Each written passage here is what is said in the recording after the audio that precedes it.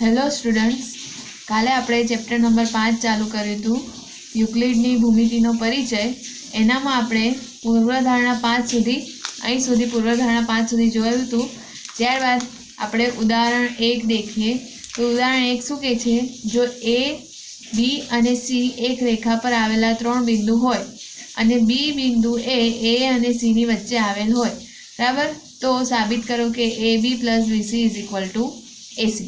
એટલે કે આપણે એક રેખા દોરવાની છે, એનામાં A, B અને C ત્રણ બિંદુ લેવાના છે અને ત્રણ બિંદુ એવી રીતે ગોઠવવાના છે કે A અને C ની વચ્ચે શું આવવું જોઈએ, બિંદુ B, બરાબર। તો આપણે રેખા દોરી, A અને C ની વચ્ચે બિંદુ B ને દોર્યો, તો સાબિત શું કરવાનું છે કે AB + BC = શું થવું જોઈએ, આખું AC, બરાબર, એ સાબિત કરવાનું છે। તો અહીંયા દેખો, અહીંયા આપણે યુક્લિડની આગળ પૂર્વધારણાઓ એટલે કે સ્વયંસિદ્ધ સત્યો દેખી ગયા હતા। 7 પૂર્વધારણાઓ આગળ નાની નાની જે હતી એ આપણે ભણી ગયા હતા। એનામાં યુક્લિડની ચોથી પૂર્વધારણા કો अथवा तो स्वयं सिद्ध सत्य प्रमाणे शू हती ए स्वयं सिद्ध सत्य, तो देखाड़ू।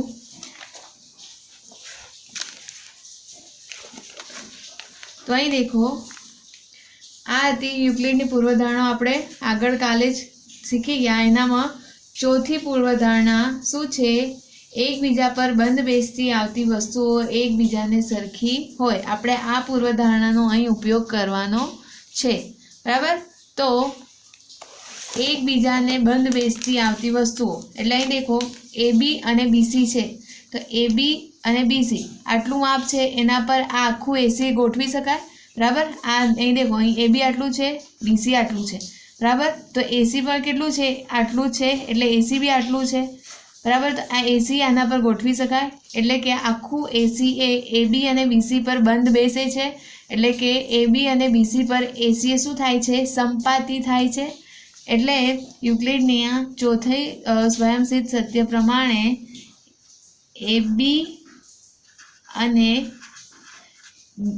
BC पर AC शुं थाय छे, संपाती, AC ए संपाती छे। एटले के AB अने BC पर आखू AC शुं थाय छे, एना पर बंध बेसे छे, बराबर। युक्लिडनी चौथी पूर्वधारणा छे एना प्रमाणे के एकबीजा पर बंध बेसती आवती वस्तुओ एकबीजाने केवी होय छे, सरखी रहे छे। तो AB अने BC ए AB अने BC कोना जेटलुं छे, AC जेटलुं छे। तो AC अने AB अने BC एकबीजाने केवी आवे छे, बंध बेसती आवे छे, एटले AB अने BC पर AC शुं छे, संपाती छे, बराबर। तेथी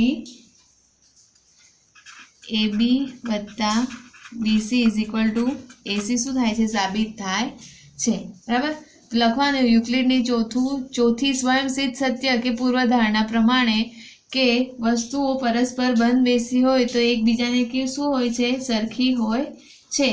तो अहींया AB अने BC पर शुं थाय छे, AC शुं थाय छे, संपाती थाय छे। एटले AB अने BC ने भेगा करे तो आटલું માપ મળે અને AC આખી રેખા છે બી આટલી છે, તો બંને એકબીજા પર બંધ બેસતી શું છે, એટલા માટે બંને એકબીજા પર સંપાતી થાય છે, એટલે સાબિત થાય છે કે AB + BC = AC, બરાબર। આ હતું ઉદાહરણ નંબર 1। હવે આપણે આગળ ઉદાહરણ નંબર 2 જોઈએ। તો ઉદાહરણ નંબર 2 શું છે, સાબિત કરો કે આપેલ રેખાખંડ પર એક સમબાજુ ત્રિકોણની રચના કરી શકાય છે, બરાબર। તો અહીં સાબિત કરવાનું છે કે આપેલ રેખાખંડ પર એક સમબાજુ ત્રિકોણની રચના કરી શકાય। તો આપણે અહીં શું કરીશું, એક રેખાખંડ લઈશું, એક રેખાખંડ લીધો, રેખાખંડ AB। આ રેખાખંડ AB પર શું દોરવાનું છે, આપણે સમબાજુ ત્રિકોણની રચના કરવાની છે। તો કેવી રીતે કરીશું, તો રેખાખંડ AB લીધો, હવે પેન્સિલ અને પરિકરનો અહીં ઉપયોગ કરીશું, બરાબર। કે AB જેટલી શું લેવાની છે, ત્રિજ્યા લેવાની છે, AB જેટલી ત્રિજ્યા લેવાની છે અને ઉપર ચાપ મારવાની છે, અર્ધવર્તુળ દોરવાનું છે. AB જેટલી ત્રિજ્યા લઈને ઉપર આખું અર્ધવર્તુળ દોરીશું. એટલું AB જેટલી ફરી ત્રિજ્યા લઈને હવે B ને કેન્દ્ર લઈને એને લઈને બી શું દોરવાનું છે? અર્ધવર્તુળ. બરાબર. તો અહીં દેખો, અહીંયા યુક્લિડની પૂર્વધારણા નંબર 3 નો ઉપયોગ કરીએ છીએ. એની યુક્લિડની પૂર્વધારણા નંબર 3 આપણે કાલે ભણી ગયા કે પૂર્વધારણા નંબર 3 કઈ હતી કે વર્તુળનું કોઈ પણ બિંદુને કેન્દ્ર લઈ તથા કોઈ પણ લંબાઈની ત્રિજ્યા લઈ વર્તુળ રચી શકાય છે. બરાબર. એ યુક્લિડની પૂર્વધારણા નંબર 3 નો ઉપયોગ કર્યો. તો કોઈ પણ બિંદુ એટલે આપણે કયું બિંદુ લઈ લીધું? એને બિંદુ લીધું અને કોઈ પણ ત્રિજ્યા એટલે કઈ ત્રિજ્યા લીધી? AB. અને શું દોર્યું? વર્તુળ. એટલે કે આપણે અર્ધ વર્તુળ દોર્યું. આખું ના દોર્યું પણ અડધું વર્તુળ દોર્યું. બરાબર. એ રીતે જ B ને કેન્દ્ર લીધું અને 8B જેટલી ત્રિજ્યા લઈને ફરી પાછું અર્ધ વર્તુળ દોર્યું. બરાબર. તો આ બંને વર્તુળ બિંદુ ને C માં છેદે છે. એટલે કે આ બંને વર્તુળ જે દોર્યા એ બંને એકબીજાને જ્યાં છેદે તે શું નામ આપી દેવાનું છે? C. બરાબર. હવે C નામ આપ્યા પછી આપણે રેખાખંડ AC અને રેખાખંડ તમે ફૂટપટ્ટીથી દોરજો BC. બરાબર. આ બંને રેખાખંડને શું કરી દેવાના? જોડી દઈશું. તો આપણે શું મળી ગયો? સમબાજુ ત્રિકોણ મળી ગયો. બરાબર. હવે સમબાજુ ત્રિકોણ છે એટલે કે બધી બાજુ કેવી હોવી જોઈએ? સરખી. તો પહેલા આપણે જે લખ્યું છે દોર્યું છે આપણે લખી દઈએ કે યુક્લિડની પૂર્વધારણા 3 નો ઉપયોગ કરીને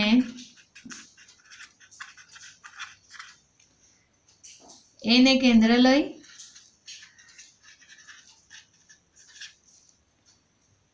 AB જેટલી ત્રિજ્યા લઈને દઈ વર્તુળ રચો. બરાબર. પછી B ને કેન્દ્ર લઈ AB જેટલી ત્રિજ્યા લઈને બીજું વર્તુળ રચો.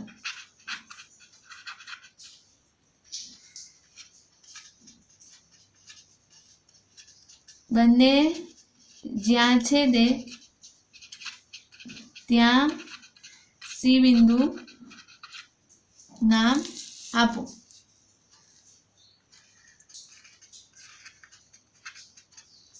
બરાબર. હવે રેખાખંડ AC અને રેખાખંડ BC દોરીને ત્રિકોણ ABC રચો. બરાબર. તો આપણે ત્રિકોણ ABC રચી લીધું. બરાબર. સમબાજુ ત્રિકોણ. હવે આપણે આ સમબાજુ ત્રિકોણ હોય તો સમબાજુ ત્રિકોણમાં શું હોય છે? એટલે કે સમબાજુ ત્રિકોણ હોય તેના બધી બાજુ કેવી હોવી જોઈએ? સરખી. એટલે કે અહીં AB બરાબર BC બરાબર AC હોવા જોઈએ. બરાબર. તો હવે આપણે અહીંયા સમબાજુ ત્રિકોણ છે કે નહીં એ પણ આપણે દેખી લઈએ, સાબિત કરી લઈએ. તો દેખો પહેલા અહીં દેખો આ વર્તુળ, આ એક વર્તુળનું કેન્દ્ર છે. બરાબર. આપણે આ વર્તુળ લીધું, આ એનું શું લીધું? એક કેન્દ્ર. બરાબર. એ કેન્દ્ર લઈને આપણે કંઈ ચાપ મારીએ એટલે આ વર્તુળ થયું. આ કેન્દ્ર છે, આ અડધું વર્તુળ છે એનું. તો આ કેન્દ્ર અને આ કેન્દ્રમાંથી આ શું નીકળે? ત્રિજ્યા. એટલે AB બરાબર AC છે. બરાબર. અહીંયા મૂક્યું તો અહીંયા વર્તુળ દોર્યું ને અહીંથી પાછી શું નીકળી? અહીંયા પર ત્રિજ્યા. એટલે આ AB બરાબર આ AC આ જે છે એ AB ત્રિજ્યા કહેવાય. આ જે નીકળે છે વર્તુળની ત્રિજ્યા કહેવાય. અહીંથી નીકળે છે એટલે આ એક ત્રિજ્યા અને એક આ ત્રિજ્યા. અહીંથી વર્તુળની એક ત્રિજ્યા નીકળે તો એક આ નીકળે ને એક આ નીકળે. એટલે AB બરાબર AC. વર્તુળની ત્રિજ્યાઓના માપ કેવા હોય છે? સરખા. બરાબર. AB અને AC શું છે? વર્તુળની ત્રિજ્યા. પહેલા વર્તુળની. કયા પહેલા વર્તુળની? આપણે આ જે B લીધું છે બરાબર કેન્દ્ર લઈને ને આપણે જે અહીં ચાપ વર્તુળ દોર્યું છે એ વર્તુળની ત્રિજ્યા કઈ કહેવાશે? એક તો AB અને એક हाँ एक ए बी અને એક સોરી એક એ બી અને એક એસી બરાબર એ લેવાશે। ત્યારબાદ આ પહેલા વર્તુળની ત્રિજ્યા થઈ ગઈ। બીજું વર્તુળ છે એ બી, અહીંયા કેન્દ્ર મૂક્યું, બી મૂક્યું, પર કેન્દ્ર મૂક્યું હતું અને અહીંયા શું કરી હતી આપણે વર્તુળ દોર્યું હતું। તો અહીંથી એક ત્રિજ્યા નીકળશે બીસી અને એક એ બી બરાબર, તે પણ કેવા છે સરખા, એટલે એ બી બરાબર શું કહેવાશે બીસી બરાબર। અહીંયા જ્યારે આપણે કેન્દ્ર લઈએ છીએ ત્યારની વાત છે કે આ વર્તુળ દોર્યું, એના પર એક એ બી ત્રિજ્યા નીકળી ને એક અહીં બાજુની ત્રિજ્યા નીકળી। તો આ બી બંને શું છે વર્તુળની ત્રિજ્યા છે કે આ બીજા વર્તુળની। હવે દેખો એ બી બરાબર એસી, એ બી બરાબર બીસી। હવે યુક્લિડની પ્રથમ પૂર્વધારણા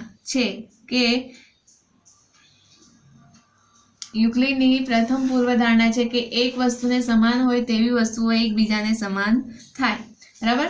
યુક્લિડની પ્રથમ પૂર્વધારણા એટલે આગળ જે આપણે 7 પૂર્વધારણા ભણીને એનામાં પહેલી પૂર્વધારણા છે કે એક વસ્તુને સમાન।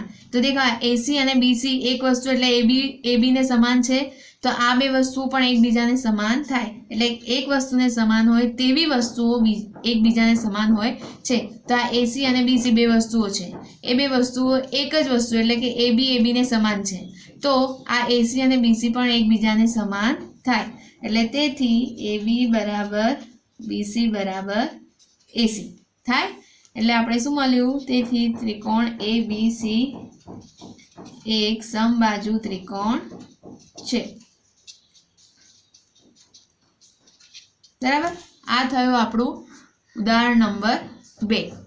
ત્યારબાદ હવે આપણે પ્રમેય 5.1 લખીએ। પ્રમેય એટલે કે જેની આપણે સાબિતી મેળવી શકીએ એને શું કહેવાય છે, પ્રમેય કહેવાય છે બરાબર। ને હવે આપણે અહીં પ્રમેય 5.1 ભણવાનું છે। તો દેખો પ્રમેય 5.1 માં શું છે, બે ભિન્ન રેખાઓમાં એકથી વધુ સામાન્ય બિંદુ ન હોઈ શકે, એટલે કે બે ભિન્ન રેખાઓ લેવાની છે, એ ભિન્ન રેખાઓમાં એકથી વધુ સામાન્ય બિંદુ ન હોઈ શકે। એટલે આપણે બે ભિન્ન રેખાઓ લઈએ, એક તો આ રીતે લેવાય અને બે ભિન્ન રેખાઓ આ રીતે લેવાય બરાબર। બે અલગ અલગ રેખાઓ લેવાની છે, કાં તો આ રીતે રેખાઓ લેવાશે કાં તો એકબીજાને છેદતી હોય, એ બે રીતે બે ભિન્ન રેખાઓ લઈએ તો એનું નામ શું કીધું છે, એકથી વધુ સામાન્ય બિંદુ ન હોઈ શકે। તો દેખો અહીંયા જે બે રેખાઓ લીધી એનામાં એક જ બિંદુ સામાન્ય નીકળ્યું બરાબર, બીજું કોઈ બિંદુ સામાન્ય નીકળતું નથી, બે ભિન્ન રેખાઓ। અને અહીંયા જો બે અલગ અલગ રેખાઓ લઈએ બરાબર, જે છેદતી નથી, સમાંતર રેખાઓ કહેવાય છે, તો એનામાં શું આવશે, ઓછામાં ઓછું એક પણ બિંદુ અહીં સામાન્ય નીકળતું નથી।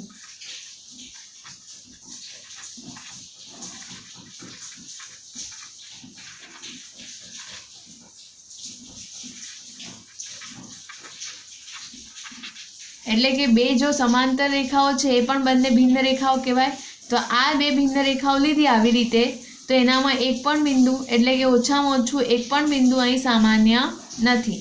જ્યારે આપણે બે રેખાઓ બીજે લઈએ છીએ એનામાં છેદતી, તો એનામાં એક જ બિંદુ સામાન્ય નીકળે છે, જે બંને રેખાઓને છેદતું હોય એવું એક જ બિંદુ છે, એટલે વધુમાં વધુ એક બિંદુ સામાન્ય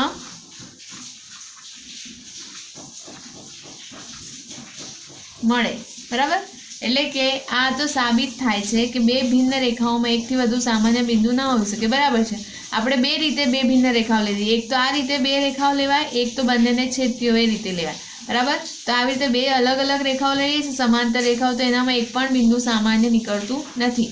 અહીંયા આપણે બે રેખાઓને છેદતી બતાવીએ છીએ, તેનામાં એક જ બિંદુ સામાન્ય નીકળે છે જ્યાં બે રેખાઓ છેદે છે બરાબર। એટલે કે આ રીતના પરથી સાબિત થાય છે કે બે ભિન્ન રેખાઓમાં એકથી વધુ સામાન્ય બિંદુ હોઈ ન શકે બરાબર। હવે આપણે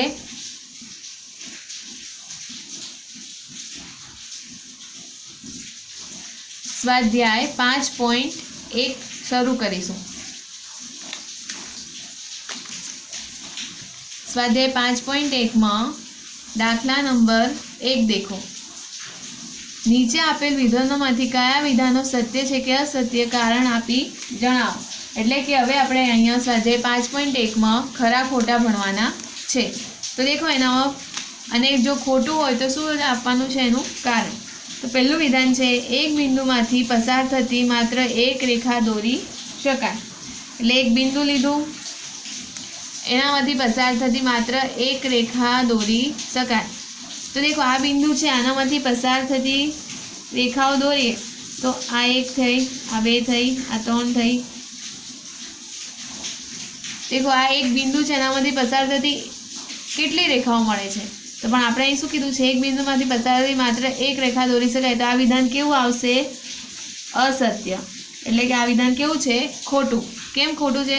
કારણ કે એક જ બિંદુમાંથી પસાર થતી તો અસંખ્ય રેખાઓ મળે છે, બરાબર? કારણ કે એક બિંદુમાંથી પસાર થતી અસંખ્ય રેખાઓ મળે છે, બરાબર? આ એનું શું થયું? કારણ કે એક બિંદુમાંથી પસાર થતી અસંખ્ય રેખાઓ મળે છે। ત્યારબાદ છે બે ભિન્ન બિંદુઓમાંથી પસાર થતી અસંખ્ય રેખાઓ હોય છે।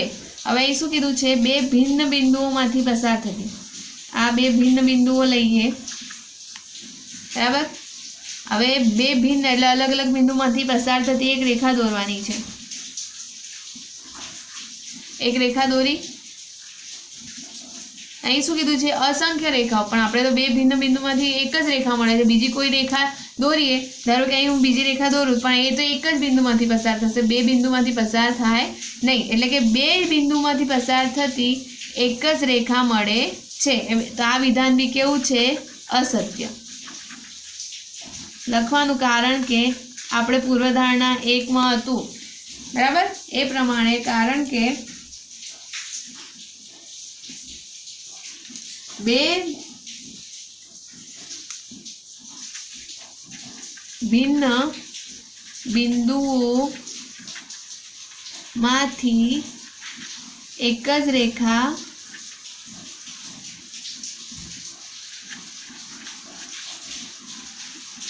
મળે છે, બરાબર? બે બિંદુઓમાંથી પસાર થતી એક જ રેખા મળે છે, બરાબર? ત્યારબાદ આગળ દેખો, એક શાંત રેખાને બંને તરફ અનિશ્ચિત રીતે લંબાવી શકાય, બરાબર? આપણે પૂર્વધારણા આગળ એક ભણી, પૂર્વધારણા નંબર 2 કે શાંત રેખા એટલે કે રેખાખંડને, શાંત રેખા એટલે રેખાખંડ, એટલે રેખાખંડને બંને તરફ અનિશ્ચિત રીતે લંબાવી શકાય, બરાબર? આ તો પૂર્વધારણા છે। તો આ વિધાન કેવું છે? સત્ય છે, બરાબર? બરાબર, આપણે આવી રીતે રેખાખંડ દોર્યો તો AB અને એને બંને બાજુ અનિશ્ચિત રીતે આગળ સુધી લંબાવી શકાય છે। ત્યારબાદ આગળ દેખો, ચોથું છે જો બે વર્તુળ સમાન છે તો તેમની ત્રિજ્યાઓ પણ કેવી થશે? સમાન થશે, બરાબર? બરાબર, સાચું છે કે આપણે એક કેન્દ્ર લીધું અને 3 એકમ ત્રિજ્યા લીધી, અને એ 3 એકમ ત્રિજ્યા લઈને આપણે શું દોર્યું? વર્તુળ દોર્યું। એવું ને એવું સરખું વર્તુળ આપણે અહીં મૂકીએ અને એ વર્તુળ દોરીએ, બરાબર? તો આ બંને વર્તુળ કેવા છે? સરખા। એટલે આ વર્તુળ છે એ એના પર બંધ બેસતું આવશે, આ 3 છે ને આ 3 છે, તો આખું આખું એના પર બંધ બેસતું આવે। એટલે કે આ વિધાન કેવું છે? સત્ય છે કે જો બે વર્તુળ સમાન હોય, આ બે વર્તુળ સમાન છે તો એમની ત્રિજ્યા પણ કેવી હોય છે? સમાન હોય છે। ત્યારબાદ આગળનું 5મું વિધાન દેખો, નીચેની આકૃતિમાં જો AB બરાબર PQ અને PQ બરાબર XY તો AB બરાબર XY થાય। AB બરાબર શું કે PQ, એટલે AB અને PQ કેવા છે? સરખા છે, અને PQ બરાબર XY એટલે PQ ને XY પણ કેવા છે? સરખા છે। તો આપણે હમણાં આગળ ઉદાહરણમાં દેખ્યું કે એક વસ્તુને સમાન હોય તેવી વસ્તુ એકબીજાને પણ સમાન હોય છે, બરાબર? આગળ ઉદાહરણ 2માં જ હમણાં આપણે દેખી ગયા કે આ જે પૂર્વધારણા નંબર 4 बराबर। आगळ जे 7 पूर्वधारणा आपी थी युक्लिड एनामां चौथी पूर्वधारणा के पहली पूर्वधारणा है कि एक वस्तुने समान होय तेवी वस्तुओ एकबीजाने समान होय छे। पूर्वधारणा नंबर 1 एक वस्तु एटले के आपणे देखो अहींया ए बी अने पी क्यू ए बंने समान छे बराबर अने पी क्यू अने एक्स वाय पण समान छे एटले बंनेमां कॉमन कयुं समान छे पी क्यू एटले एक वस्तुने समान होय तेवी वस्तुओ एटले ए बी अने एक्स वाय बंने कोने समान छे पी क्यू ने समान छे एटले आ बंने वस्तुओ आ वस्तुने समान होय तो आ बंने वस्तुओ पण एकबीजाने समान कहेवाय छे। आ विधान केवुं छे सत्य छे बराबर। अने सेना परथी सत्य छे तो पूर्वधारणा लखो के स्वयं सिद्ध सत्य लखो। स्वयं सिद्ध सत्य एक अनुसार एक वस्तुने समान होय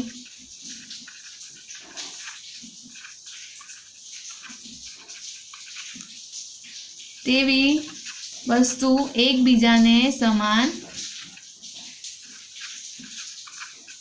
होय बराबर। आ पूर्वधारणा 1 प्रमाणे आ विधान केवुं छे सत्य छे बराबर।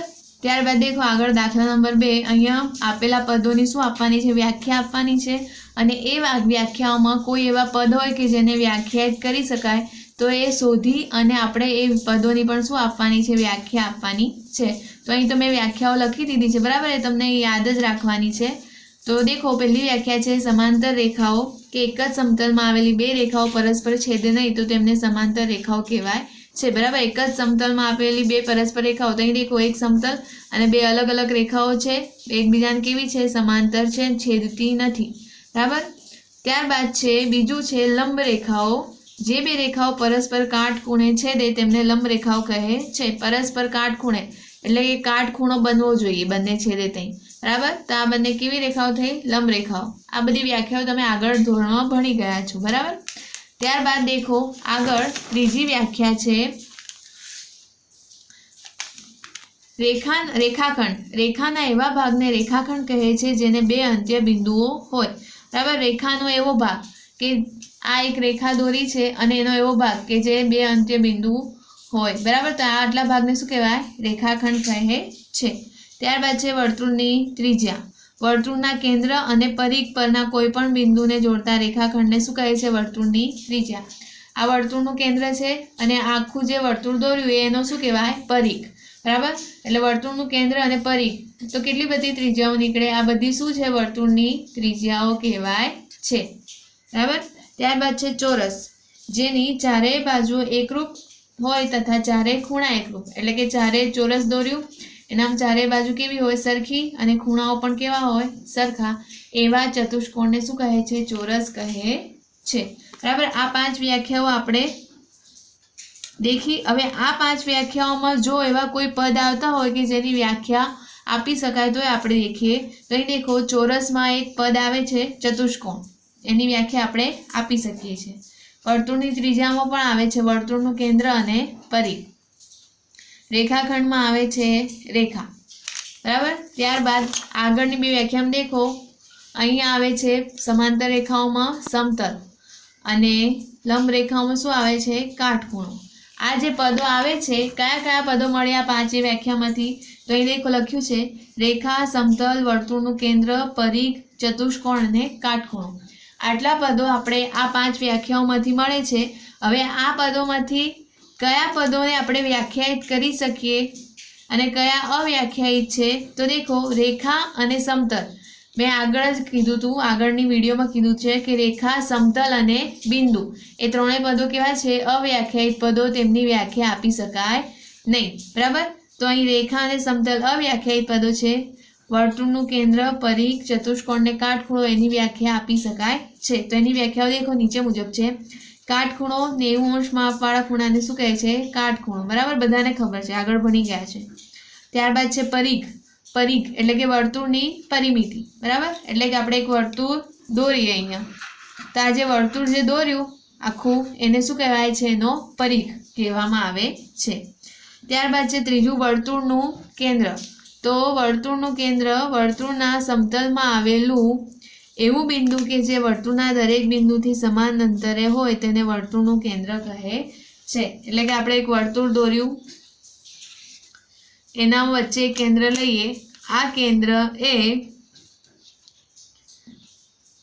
એવું બિંદુ કે જે વર્તુળના દરેક બિંદુ, કે આ વર્તુળ પર બી બિંદુ આવેલા હોય છે, એટલે વર્તુળના દરેક બિંદુથી સમાન અંતરે હોય, બરાબર, બધાથી સમાન અંતરે આ બિંદુ આવેલું છે, તો આ બિંદુને શું કહેવાય છે? વર્તુળનું કેન્દ્ર કહેવામાં આવે છે. ત્યારબાદ છે આગળ ચતુષ્કોણ. એક જ સમતલમાં આવેલી બંધ આકૃતિ કે જેને 4 બાજુ અને 4 ખૂણા હોય તેને ચતુષ્કોણ કહે છે, બરાબર. એક ચોરસ દોરીએ, એને 4 બાજુઓ છે અને 4 ખૂણા, બરાબર, હોય તો તેને શું કહેવાય છે? ચતુષ્કોણ કહે છે. એટલે આ હતો આપણો દાખલા નંબર 2. હવે આપણે આગળ દાખલા નંબર 4 જોઈએ. તો દાખલા નંબર 4 માં શું છે? AB બરાબર BC થાય તેવું બિંદુ C, બિંદુઓ A અને B વચ્ચે હોય તો સાબિત કરો કે AC is equal to 1/2 into AB. આકૃતિ દોરીને સ્પષ્ટ કરો, બરાબર. એટલે અહીં આપણે હવે આગળ શું કરીશું? આકૃતિ દોરવાની છે. તો આપણે દેખો અહીંયા રેખા દોરી, એના પર AB બરાબર BC થાય એવું બિંદુ A અને B વચ્ચે શું લેવાનું છે? C લેવાનું છે, બરાબર. એટલે વચ્ચે શું લેવાનું છે આપણે? C, બરાબર. AB અને BC વચ્ચે શું લઈશું? બિંદુ C. તો આનામાં AB બરાબર શું થશે? BC થાય તેવું બિંદુ C આની વચ્ચે લેવાનું છે. તો આપણે સાબિત શું કરવાનું છે? AC બરાબર 1/2 into AB સાબિત કરવાનું છે. તો હવે અહીં દેખો, આપણે પાસે શું અહીં આપેલું છે? AC બરાબર BC આપેલું છે. અહીં સંખ્યામાં ભૂલ છે જરી, AB બરાબર BC નથી, AC બરાબર BC. એટલે આ AC અને BC સરખું છે. તો અહીં શું આપેલું છે? જે આપેલું એ લખવાનું. તો AC બરાબર BC આપણે આપેલું છે, બરાબર. તો આ AC બરાબર BC માં શું કરીશું? આપણે બંને બાજુ સરખું ઉમેરીશું. એટલે કે સરખું ઉમેરીશું એટલે આપણે બંને બાજુ શું ઉમેરીશું? AC. AC વત્તા AC અને BC વત્તા AC. આ આપણે યુક્લિડની એલી જે 7 પૂર્વધારણા હતી કે સરખામાં સરખું ઉમેરીએ તો શું મળે? સરખું મળે. એટલે અહીંયા શું લખીશું? પૂર્વધારણા જે હતી એનામાં બંને બાજુ સરખામાં સરખું ઉમેરતા શું મળે? સરખું મળે. આ એની જે પૂર્વધારણા હતી અહીંનો આપણે અહીં ઉપયોગ કરીશું. જે 7 પૂર્વધારણાઓ આગળ આપેલી હતી એનો અહીં ઉપયોગ કર્યો છે, બરાબર. તો હવે અહીં દેખો AC પ્લસ AC શું થઈ જશે? 2AC અને AC plus BC plus AC એટલે BC પ્લસ AC, બરાબર. એ આખું શું થઈ જશે? AB. કેવી રીતે AB થાય? અહીં પણ પૂર્વધારણાનો ઉપયોગ થશે કે આ BC છે આટલું અને આ AC છે, બરાબર. એ BC છે અને આ એટલું AC છે. આટલું AC અને BC ને ભેગું કરીએ, બરાબર, તો આખું AB છે, બરાબર. એટલે આખી રેખા AB એ AC અને BC પર શું છે? સંપાતી છે. ઉદાહરણ નંબર 1 માં આપણે દેખી ગયા, બરાબર. પૂર્વધારણા કે એકબીજા પર બંધ બેસતી વસ્તુ એકબીજાને કેવી હોય છે? સમાન. એટલે કે આ AC અને BC, બરાબર, એના પર શું આખું AB શું થાય છે? સંપાતી થાય છે, બરાબર. તો અહીં પણ આનો કઈ પૂર્વધારણાનો ઉપયોગ કરીશું કે AB એ AC વત્તા BC પર શું છે? સંપાતી છે. એટલે કે એના પર શું છે? બંધ બેસતી છે, બરાબર. એટલે આપણે શું મળ્યું? આપણે અહીં AB મળ્યું. હવે AC ને સૂત્ર કરતા બનાવીએ તો 2 ને અહીં બાજુ લઈ જઈએ તો છેદમાં આવી જાય. AC બરાબર 1/2 into AB. તો આપણે શું સાબિત કરવાનું હતું? AC is equal to 1/2 AB. તો મળી ગયું. AC is equal to 1/2 AB, બરાબર. એટલે અહીંયા આપણે આ રીતે પૂર્વધારણાઓનો ઉપયોગ કરીને સાબિત કર્યું AC is equal to 1/2 AB, બરાબર. આ દાખલો આપણે પરીક્ષામાં 2 માર્કમાં પૂછાઈ શકે છે, બરાબર. એટલે કે આ દાખલો વ્યવસ્થિત રીતે તમે ગણજો. ત્યારબાદ આગળ देखिए दाखला नंबर 5। दाखला नंबर 5 शू है कि प्रश्न 4 बिंदु प्रश्न 4 में एटले कि आपणे जे हमणां प्रश्न 4 कर्यो एनामां बिंदु सी ए रेखाखंड ए बी नु एक मध्य बिंदु कहे छे। बराबर। प्रश्न 4 नी आगळ जे चौथो दाखलो कर्यो एनी आकृति दोरीए तो एनी आकृति आ रीते हती कि ए बी अने एनुं वच्चेनुं बिंदु शुं हतुं सी। बराबर। तो हवे शुं कीधुं छे अहींया कि रेखाखंड ए बी नु एक मध्य बिंदु कहे छे। कोणे? बिंदु सी ने।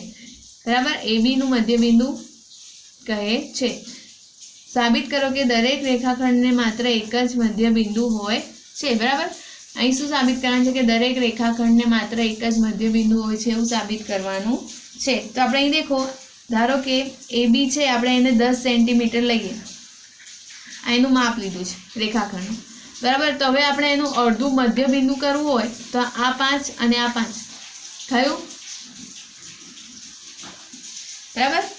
એટલે કે આનું મધ્ય બિંદુ તો વચ્ચેનું જ કહેવાય ને રેખાખંડને। રેખાખંડ પર આમ તો કેટલા બિંદુ અહીં મળે અહીં મળે અહીં મળે, પણ આપણે શું કીધું છે મધ્ય બિંદુ, તો મધ્ય બિંદુ તો એક જ થયું વચ્ચેનું। એટલે અહીંયા શું થાય છે એ બી અને સી, એ બી રેખાખંડ એ બીનું મધ્ય બિંદુ કયું મળે? સી।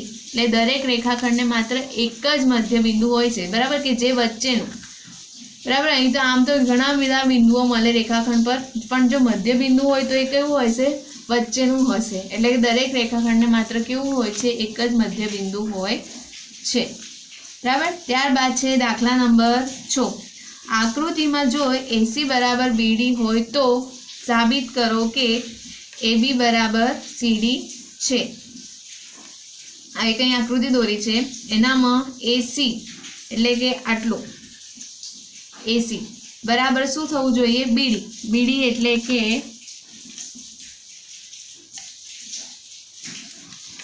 આટલું શું થયું પાછું? બીડી। બરાબર। એ કેવું છે? સરખું। આટલું એસી અને આ બીડી, આ બંને કેવા છે? સરખા। તો આટલું એસી બરાબર બીડી હોય તો સાબિત કરો કે એબી એટલે કે એબી અને સીડી કેવા હોય? સરખા। બરાબર। જો એસી અને બીડી સરખા હોય તો આપણે શું સાબિત કરવાનું છે કે એબી અને સીડી કેવા હોય છે? સરખા। તો અહીં દેખો, હવે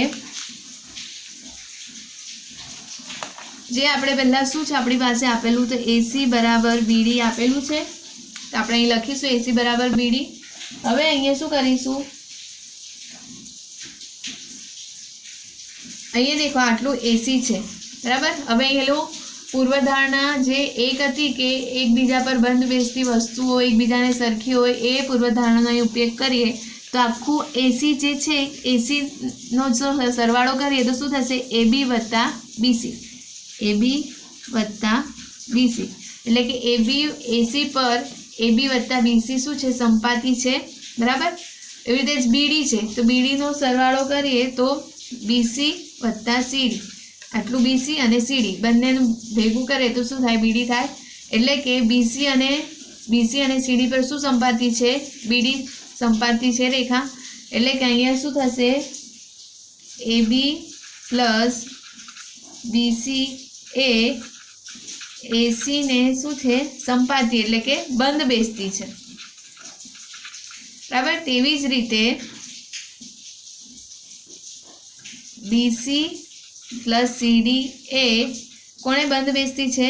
બીડી ને સંપાતી એટલે કે બંધ બેસતી રેખા છે। બરાબર। આ પૂર્વધારણા નંબર 1 પ્રમાણે જઈએ તો અહીં દેખો, હવે આપણે બંને બાજુ શું કરીશું? બીસી ને બાદ કરીશું। બંને બાજુ જે બીસી આવી ગયા છે બંનેને શું કરીશું? હવે બીસી બંને બાજુ બાદ કરીશું। એટલે કે સરખામાંથી સરખું શું કરીશું? બાદ કરીશું। આ બે પૂર્વધારણાઓમાં જ આપણે ભણી ગયા કે સરખામાંથી સરખું બાદ કરીશું।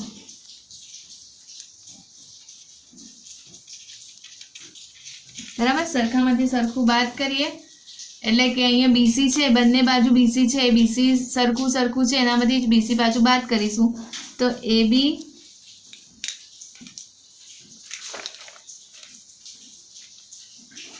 AB plus BC minus BC, નહીં પણ BC minus BC plus CD, બંનેમાંથી BC બાદ કર્યા તો અહીં દેખો BC ગયા, અહીં પણ BC ગયા, તો શું રહ્યા? AB બરાબર CD, બરાબર. આપણે AB બરાબર CD મળી ગયા. શું સાબિત કરવાનું? AB બરાબર CD મળી ગયા. એટલે આ રીતે ઉદાહરણ નંબર 6 કર્યો કે AB પ્લસ BC એ AC ને સંપાતી છે અને BC પ્લસ CD એ BC ને સંપાતી છે. પૂર્વધારણા 1 નો ઉપયોગ કર્યો. ત્યારબાદ BC ને બાદ કરીશું, એટલે કે સરખામાંથી સરખું બાદ કરી. બંને બાજુ BC તો છે, બરાબર, એટલે બંને બાજુ સરખું છે, એનામાંથી સરખું બાદ કર્યું, એટલે કે એનામાંથી જ BC ને બાદ કરીએ તો BC ઉડી ગયા. તો આપણે શું મળે? AB બરાબર CD. ત્યારબાદ દેખો આગળ દાખલા નંબર 6. હવે અહીંયા દાખલા નંબર 6 આપણે ખાલી સમજવાનું જ છે કે યુક્લિડના સ્વયંસિદ્ધ સત્યોની યાદીમાં આપેલ સ્વયંસિદ્ધ સત્ય 5, કે યુક્લિડે આગળ આપણે જે 7 પૂર્વધારણાઓ આપી કે સ્વયંસિદ્ધ સત્ય આપી, એનામાં સ્વયંસિદ્ધ સત્ય 5 એક સનાતન સત્ય કેમ માનવામાં આવે છે? તો એ સ્વયંસિદ્ધ સત્ય કયો છે? શું છે સ્વયંસિદ્ધ સત્ય? તો પાંચમું સ્વયંસિદ્ધ સત્ય એ છે કે આખું એ તેના ભાગ કરતાં કેવું હોય છે? મોટું. આ એક સ્વયંસિદ્ધ સત્ય 5 શું છે? કે આખું એ તેના ભાગ કરતાં મોટું છે, બરાબર. એટલે કે આખો એક ભાગ લઈએ, આખું એક કાગળ લઈએ, બરાબર. હવે એનો એક ભાગ કાઢી લઈએ તો એ ભાગ છે એ આખા કાગળ કરતાં એક આટલા ભાગ કરતાં આખું કાગળ કેવું થશે? મોટું. એટલે કે દુનિયામાં આપણે કોઈ પણ વસ્તુઓ લઈએ, એ વસ્તુઓનો એક ભાગ કાઢી લઈએ તો એ ભાગ કરતાં આખી જે વસ્તુ છે એ તો મોટી જ થશે. એટલે કે તેથી આને શું આપણે સ્વયંસિદ્ધ સત્ય 5 ને શું માની લીધું છે? સનાતન સત્ય માનવામાં આવે છે, બરાબર. આ તમને સમજાવવા માટે જ કર્યો છે, બરાબર. ત્યારબાદ આગળ યુક્લિડની 5મી પૂર્વધારણાને સમકક્ષ વિધાનો. અહીં યુક્લિડની 5મી પૂર્વધારણા જે આપણે ભણી ગયા છે એને સમકક્ષ વિધાનો આપણે અહીં ભણવાના છે. તો યુક્લિડની 5મી પૂર્વધારણા આપણે શું કઈ દેખી હતી કે જો બે રેખાઓ લઈએ, બરાબર, આ બે રેખાઓ લીધી અને તેની એક બાજુના અંતઃકોણો, એટલે એક બાજુના અંતઃકોણોનો સરવાળો 180 જે છે એના કરતાં કેવો હોવો જોઈએ? ઓછો હોય, 180 કરતાં ઓછો હોય સરવાળો અંતઃકોણોનો. તો આ રેખાઓ આગળ જતાં શું થાય છે? એકબીજાને શું થાય છે? પરસ્પર છેદે છે, બરાબર. આ હતું એની યુક્લિડની 5મી પૂર્વધારણા. અને જો બંને રેખાઓ સમાંતર હોય અને એક બાજુના અંતઃકોણોનો સરવાળો શું થાય? 180 થાય તો આ બે રેખાઓ કેવી થશે? સમાંતર છે અને આ બે રેખાઓ આગળ જતાં કશે છેદતી નથી. આ હતી યુક્લિડની 5મી પૂર્વધારણાઓ. આ યુક્લિડની 5મી પૂર્વધારણાઓને આધારે આપણે સમકક્ષ વિધાનો ભણવાના છે. તો અહીં દેખો યુક્લિડની 5મી પૂર્વધારણાને આધારે આ પૂર્વધારણાના પરિણામ સ્વરૂપ જો બે રેખાઓને છેદતી રેખાની એક તરફના બંને અંતઃકોણોનો સરવાળો 180 થાય તો તે બંને રેખાઓ ક્યારેય છેદી ન શકે. મેં હમણાં તમને કીધું એ પ્રમાણે. હવે આ પૂર્વધારણાની સમકક્ષ અનેક વિધાનો છે, તેમાંથી એક પ્લેફેરની પૂર્વધારણા છે, બરાબર. આને અનુરૂપ સમકક્ષ અનેક વિધાનો આપ્યા છે પણ તેમાંથી એક વિધાન આપણે ભણવાનું છે જે છે પ્લેફેરની પૂર્વધારણા, બરાબર. આ પ્લેફેર એ જોન પ્લેફેર એક ગણિતશાસ્ત્રી હતા, તેમને આ પૂર્વધારણા આપી છે. પ્લેફેરની પૂર્વધારણા, તેમનું પૂરું નામ છે જોન પ્લેફેર અને તે કઈના ગણિતશાસ્ત્રી હતા? તો સ્કોટલેન્ડના ગણિતશાસ્ત્રી હતા અને તેમને ઈસવીસન 1729માં આ પૂર્વધારણા આપી છે. તે આ પ્રકારે છે. એટલે કે આ જે પૂર્વધારણા આપણે આગળ ભણીશું એ પૂર્વધારણા કોણે આપી છે? પ્લેફેરે આપેલી છે. કઈ સાલમાં? 1729માં. અને તે સ્કોટલેન્ડના હતા, બરાબર. એ પ્રમાણે તો દેખો આગળની આ જે પૂર્વધારણા છે 5મી પૂર્વધારણાને એને સમકક્ષ વિધાન દેખો આગળનું.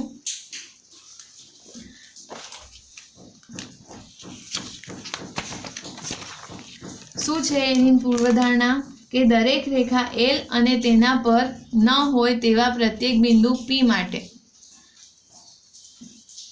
એક અનન્ય રેખા એમ એવી હોય છે કે જે પી માંથી પસાર થાય છે અને એમને સમાંતર છે.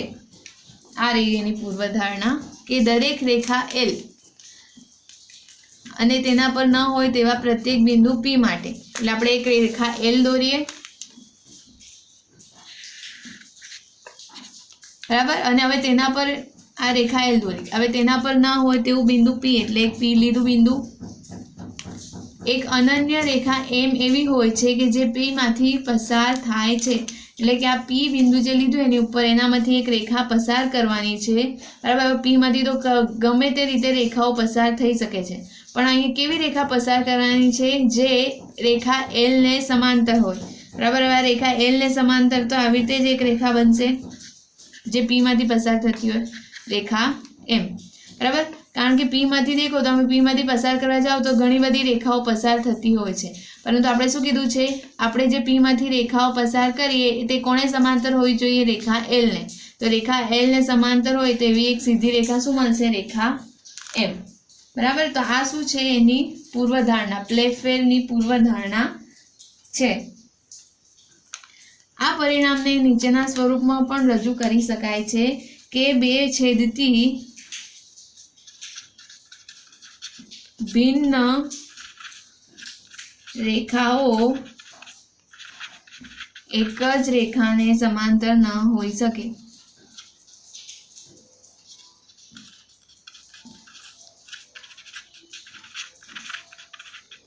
એટલે બે છેદતી ભિન્ન રેખાઓ, એટલે કોઈ પણ બે રેખાઓ લઈએ, બરાબર. જે બે ભિન્ન રેખાઓ એકને છે બંને એકબીજાને છેદે છે, તો આ બંને રેખાઓ એકબીજાને છેદે છે તો એ પરસ્પર સમાંતર તો કહેવાય નહીં, બરાબર. એટલે આ હતી એની પૂર્વધારણાને પાંચમી પૂર્વધારણાને સમકક્ષ વિધાન, બરાબર.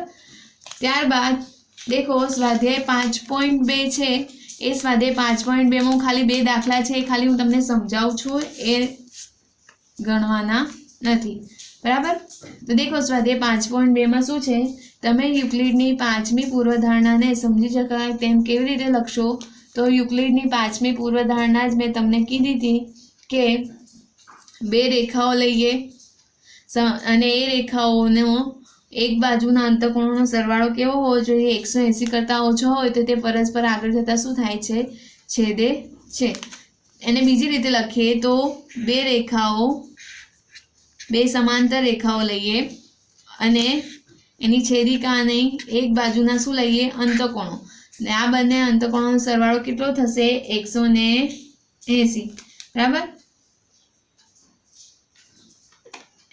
આ બંને અંતઃકોણોનો સરવાળો કેટલો થાય છે? 180. હવે આ દેખો, આ બે અંતઃકોણોનો સરવાળો 180 થાય તો આ બે રેખાઓ સીધી જ જશે. આ બે રેખાઓ આગળ જતા કશે છેદે નહીં, એટલે આ બે રેખાઓ કેવી રેખાઓ થઈ? સમાંતર રેખાઓ કહેવાય, બરાબર. બે અંતઃકોણોનો સરવાળો કેટલો થાય છે? અહીંયા 180 થાય. રહી નામ આપી દઈએ એમ અને એન. તેથી આ બે રેખાઓ આગળ જતા છેદે નહીં, બરાબર. તેથી એમ અને એન કેવી રેખાઓ કહેવાય? સમાંતર રેખાઓ કહેવાય, બરાબર. આ રીતે પણ આપણે યુક્લિડની પાંચમી પૂર્વધારણા સમજી શકીએ છીએ. ત્યારબાદ છે બીજા નંબરનું પ્રશ્ન છે, શું યુક્લિડની પાંચમી પૂર્વધારણા પરથી સમાંતર રેખાઓનું અસ્તિત્વ નક્કી થાય છે? તો અહીંયા જ આપણે દેખી દીધું કે યુક્લિડની પાંચમી પૂર્વધારણા પરથી આપણે સમાંતર રેખાઓ મળે છે. તો આનો જવાબ શું આવશે? હા, કે હા, યુક્લિડની પાંચમી પૂર્વધારણા પરથી સમાંતર રેખાઓનું અસ્તિત્વ નક્કી થાય છે. તો કેવી રીતે નક્કી થાય છે? તો આપણે આ બે રેખાઓ દોરી, બરાબર. ઉપરની જેમ જ કરવાનું છે. આ એક બાજુના અંતઃકોણો લઈએ તો બંનેનો સરવાળો કેવો થાય? 180 થાય. 180 થાય તો આ રેખાઓ આગળ જતા કશે છેદે નહીં, અને તેથી આ બે રેખાઓ કેવી થઈ? સમાંતર રેખાઓ કહેવાય છે, બરાબર. એટલે યુક્લિડની 5મી પૂર્વધારણા પરથી આપણે સમાંતર રેખાઓની પણ વ્યાખ્યા મળી શકે છે. એટલે અહીંયા આ સ્વાધ્યાય 5.2 પણ પૂરું થાય છે. ઉદાહરણ 3 આપણે ગણવાનો નથી, એટલે મેં ઉદાહરણ 3 કરાયો નથી, બરાબર. એ તો સમજ માટે પણ આપ્યો છે ખાલી. અહીંયા સ્વાધ્યાય 5.2 પૂરો થાય છે અને સ્વાધ્યાય 5.1માં દાખલા નંબર 3 મેં ગણાયો નથી. એ દાખલા નંબર 3 પણ આપણે ગણવાનો નથી. દાખલા નંબર 3 સ્વાધ્યાય 5.1નો ગણવાનો નથી અને ઉદાહરણ નંબર 3 પણ ગણવાનો નથી. અહીંયા આ સ્વાધ્યાય 5.2 સાથે આપણું ચેપ્ટર નંબર 5 પ્રકરણ 5 યુક્લિડની ભૂમિતિનો પરિચય પણ અહીંયા પૂર્ણ થાય છે.